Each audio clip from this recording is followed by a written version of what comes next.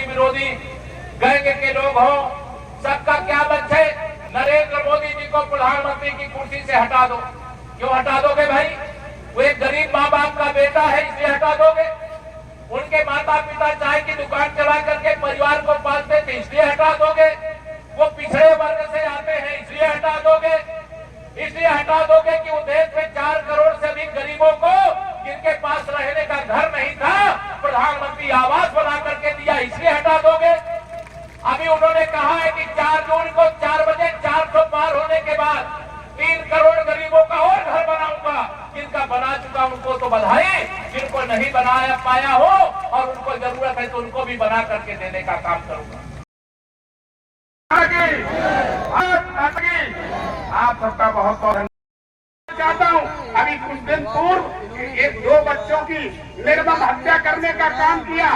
2 घंटे के अंदर उस मारने वाले के लिए एक बार प्रस्थान करा तो दूसरा भारत माता की बहुत बहुत धन्यवाद।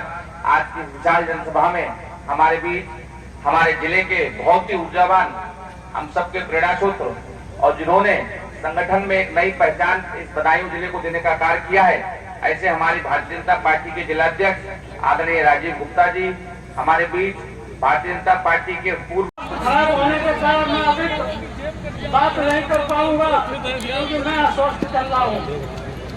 आपसे मैं एक ही बात की अपील करने आए हैं। भारी बहुमत से 7 मई को भाई धर्मेंद्र कश्यप जी को भारी बहुमत से कमल का बटन को दबाना है और आप लोगों 14वें समाजवादी की पार्टी की सरकार थी, कोई योजनाओं को नहीं चलने देती थी और गरीबों के कल्याण के कार्यक्रम रुक गए थे। लेकिन मित्रों 2017 में चुनाव हुआ, आदरणीय केशव प्रसाद मौर्य के नेतृत्व में उत्तर प्रदेश में हम लोगों ने चुनाव लड़ा और आदरणीय मौर्य जी यहाँ आए थे और आप लोगों से वादा लिया था कि दातागंज विधानसभा जिताने का काम करेंगे तो यहाँ कानून का राज स्थापित होगा। और आप सबने जाति धर्म से अलग हटकर भारतीय जनता पार्टी के नाम पर, आदरणीय मोदी जी के नाम पर 2017 में भारी बहुमत से मुझे विधानसभा में भेजने का काम किया। आदरणीय हमारे केशव प्रसाद मौर्य जी के आह्वान को पूरी गति देने का काम इस क्षेत्र ने किया है। मैं आपका वंदन करता हूं, अभिनंदन करता हूं। भाइयों और मित्रों और साथियों, हमारी सरकार, केंद्र सरकार, प्रदेश की सरकार, चाहे आदरणीय योगी जी के नेतृत्व में हो, चाहे मोदी जी के नेतृत्व में हो, रात दिन गरीबों के कल्याण के कार्यक्रम चलाकर उन गरीबों के घर पे सरकारी योजनाओं को भेजने का काम कर रही है। और एक एक योजना बिना भेदभाव के निष्पक्षता के आधार पर जो गरीबों के कल्याण की है, हमारी सरकार डीबीटी के माध्यम से लाभार्थी के घर तक पहुंचाने का काम कर रही है। मित्रों, मैं बहुत नहीं कहूंगा, 17 से पहले किस तरीके का यहाँ माहौल था। पूरा भाई भ्रष्टाचार, भाई भतीजा का था, भारतीयवाद का था। सब लोग शाम को 6 बजे घरों में घुस जाते थे। ये कटरा वही है जहाँ पर 2 बेटियों की आत्महत्या की थी। इस कटरा में कई अपहरण और डकैती हुए थे, लूट बलात्कार का साम्राज्य था। लेकिन 17 के बाद किसी माई के लाल की हिम्मत नहीं है। आदरणीय योगी जी के नेतृत्व में एक एक व्यक्ति कानून व्यवस्था के राज स्थापन का काम किया है। भारतीय जनता पार्टी के दातागंज के लोकप्रिय विधायक श्री राजीव कुमार सिंह बब्बू भैया भी आज उनका भी स्वागत है।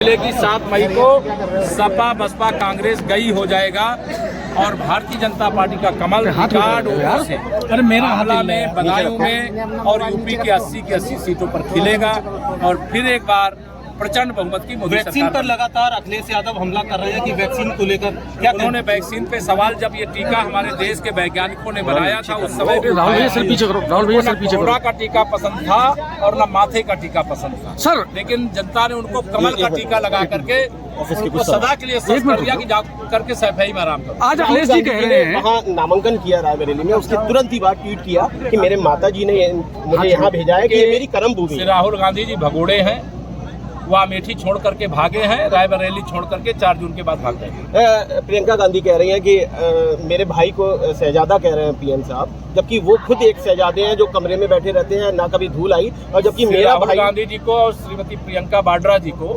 इनको गरीबी का दर्द ही नहीं मालूम है। अगर गरीबी का दर्द और गरीबों का दर्द मालूम होता तो ये 60 साल सत्ता में रहने के बाद सत्ता से बाहर नहीं होते और मोदी जी देश के प्रधानमंत्री नहीं बनते। देश के गरीबों ने मोदी जी को प्रधानमंत्री बनाया है और भ्रष्टाचारियों ने कांग्रेस का साथ दिया है और अब भ्रष्टाचार मुक्त भारत की ओर देश आगे बढ़ रहा है। ये अध्यक्ष कर पाएंगे क्या? ये दोनों लोग आए हैं, राहुल और अखिलेश। अरे 2017 में इनका करिश्मा यूपी वाले देख चुके हैं। सर, कांग्रेस 2017 में तो खाता खुल गया था, 2024 में खाता भी नहीं खुलेगा। कांग्रेस अध्यक्ष कह रहे हैं कि बनारस खुद छोड़कर, मतलब बनारस भाग गए पीएम मोदी के लिए, कह रहे हैं कि वो खुद भगौड़े। देखिए, नाच नावे आंगन टेढ़ा वाला एक कहावत है, तो मल्लिकार्जुन खड़गे जी जो कह रहे हैं, अगर माननीय नरेंद्र मोदी जी ने उत्तर प्रदेश चुना तो उत्तर प्रदेश चुनने से उत्तर प्रदेश के लोगों को गौरव की बात है, और वो बाबा विश्वनाथ की नगरी, विश्वनाथ ममनाथ पुरारी त्रिभुवन महिमा विदित कुमारी, वहाँ से रह करके पूरे विश्व में भारत का मान बढ़ाए और विश्व गुरु बनाए। राहुल गांधी कर्नाटक के सीएम को एक पत्र लिख रहे हैं, कह रहे हैं जो अश्लील वीडियो पीड़िता का है उसको न्याय मिलना चाहिए। राहुल गांधी जी को मेरा संदेश अगर जाए तो आप पहुंचा देना कि एक पत्र इस बात के लिए भी लिख दें कि ओबीसी के आरक्षण में जो कांग्रेस की कर्नाटक सरकार ने डाका डाला है, जो मुसलमानों को ओबीसी में शामिल किया है, पहले वो आरक्षण वापस करें। जिन्होंने उस पे डाका डाला उनके खिलाफ मुकदमा लिख करके उनको जेल भेजे। और श्री राहुल गांधी जी अब गुमराह नहीं कर सकते। राहुल गांधी जी का और अखिलेश यादव जी का राजनीतिक भविष्य इस समय अंधकार में है, कोई उनका भविष्य नहीं।